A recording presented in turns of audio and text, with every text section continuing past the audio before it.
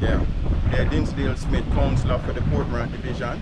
Of course, as you know, we're expecting the eye of the storm to make landfall this evening, sometime tonight, overnight. I call it D-Day, overnight. The news that we're getting is that it's projected to make landfall somewhere in the central to western Jamaica.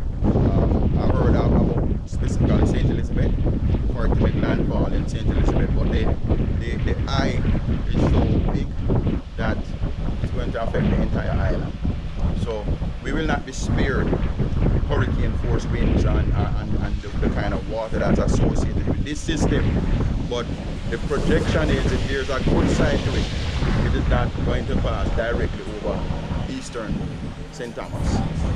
But we will still get the punches that are associated with any big system like this. We're still hoping for the best. We're getting shades of the wind and the kind of force that's coming with it, but we will do our best to be ready. Presently, I am looking about trying to deliver some care packages all over my division, as well as to pass through the shelters. We have 4 in this division. Pass through the shelters to see that everything is alright, and wherever I can assist, I will assist. I'm hoping and praying that tomorrow, this time, if the system has passed, we all will be seeing each other and be able to say, well, we made it through. I just wish everybody the best. I encourage everybody to heed all the warnings, all the advisories that are put out. Stay safe, be in your safe space, so that when this weather comes tonight, we will all be able to weather it. So let's just hope and pray for the best, and I'm trying to do my best that we get through it the best. So how prepared are you in your division in terms of flooding and landslide? How prepared are you?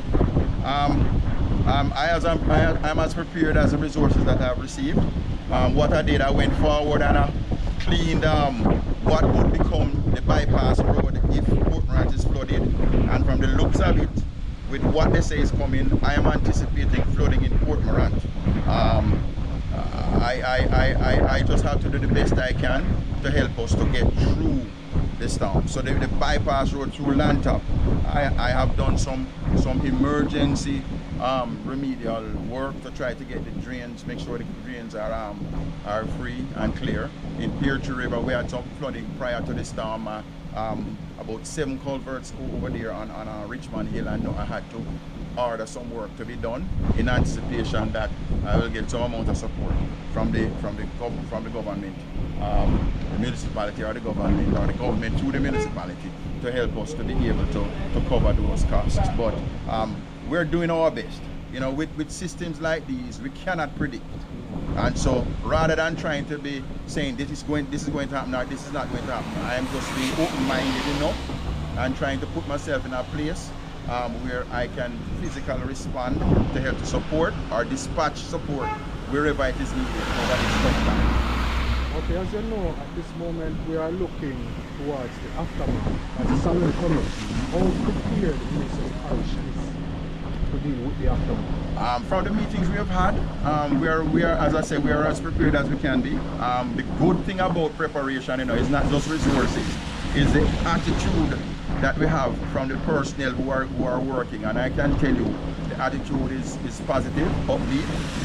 The police, fire, the different agencies seem to be willing to do the best they can with whatever we have.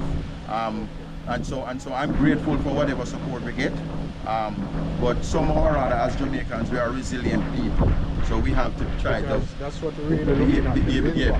The build back. So after everything is done, I'm sure they will do the necessary assessments, and then we will decide on the way forward.